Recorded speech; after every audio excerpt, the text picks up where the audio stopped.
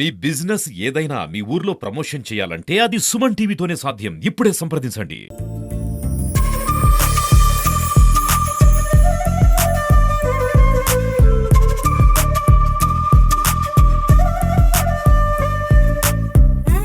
సంక్రాంతి అనేది మనం మామూలు ప్రతి సంవత్సరం కూడా ఈ జనవరి మాసంలో వస్తుంటది.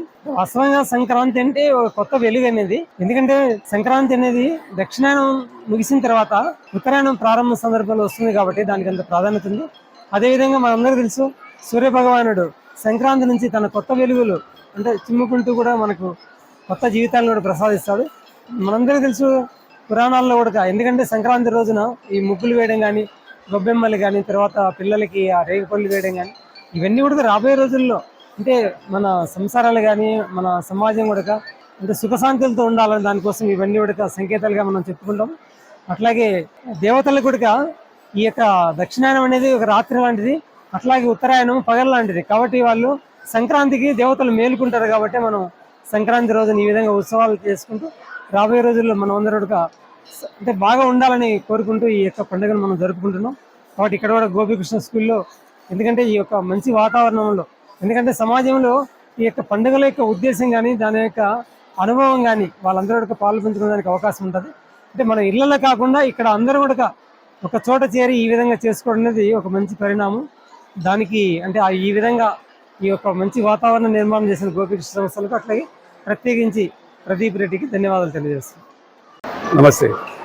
ఈరోజు గోపీకృష్ణ స్కూల్లో సంక్రాంతి రాకముందుకే సంక్రాంతి సంబరాలు జరుపుకోవడం చాలా అరుదైనటువంటి విషయం.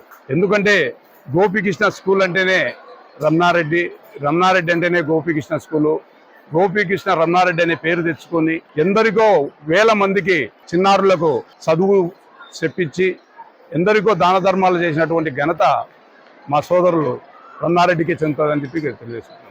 అలాగే తండ్రి పేరు తగ్గకుండా తనయుడైనటువంటి ప్రదీప్ రెడ్డి వాళ్ళ కుటుంబ సభ్యులు ఆయనకు ఏమాత్రము తీసుకోకుండా ఆయన పేరు నిలబెట్టేదానికి ప్రతి విషయంలోనూ చిన్నారులకు చదువు చెప్పించడం అయితేనేమి, వారికి ఏదైనా చేయడం అయితేనేమి వాళ్ళ చేతనైనంత వరకు సహాయ సహకారాలు చేస్తూనే వస్తున్నాడు.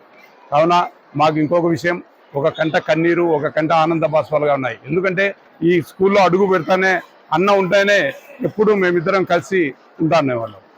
అలాంటిది ఈ స్కూల్లో అడుగు పెడితే ఆయనే గుర్తుకొస్తాడు మాకు. అలాంటి రమణారెడ్డి అన్నను మర్చిపోవాలంటే మాతో కాలేదు. కావున ఆయన ఎక్కడ ఉన్నా ఆయన ఆత్మ శాంతించాలని కోరుకుంటూ ఈ యొక్క స్కూలు దినదినాభివృద్ధి చెందుతూ మంచి పేరు ప్రతిష్టలు తెస్తాడని చెప్పి కూడా మా ప్రదీప్ రెడ్డిని మనసారా ఆశీర్వదిస్తూ ఏ సమస్య వచ్చినా కూడా వారి కుటుంబానికి కానీ ప్రదీప్ రెడ్డి కానీ ఇక్కడ ఉన్నటువంటి చిన్నారులకు కానీ ఏదైనా కానీ నా చేతనైనంత సహాయ సహకారాలు ఎల్లవేళలా ఉంటాయని చెప్పి కూడా మరోమారు తెలియజేసుకుంటున్నాను. నన్ను ఇక్కడికి పిలిపించి ఈ చిన్నారు మధ్యలో ఒక ప్రోగ్రాం జరిపించేందుకు నా చేతుల మీదుగా రిబ్బన్ కటింగ్ చేయడం కూడా నాకు చాలా సంతోషకరమైనటువంటి పుణ్య కార్యక్రమమే అని నేను భావించుకుంటూ నాకు ఈ అవకాశం ఇచ్చినటువంటి వారి కుటుంబానికి, రమణారెడ్డి అన్న కుటుంబానికి, స్కూల్ యాజమాన్యానికి అందరికీ కూడా ప్రతి ఒక్కరికి హృదయపూర్వకంగా ధన్యవాదాలు తెలియజేసుకుంటూ సెలవు తీసుకుంటాను.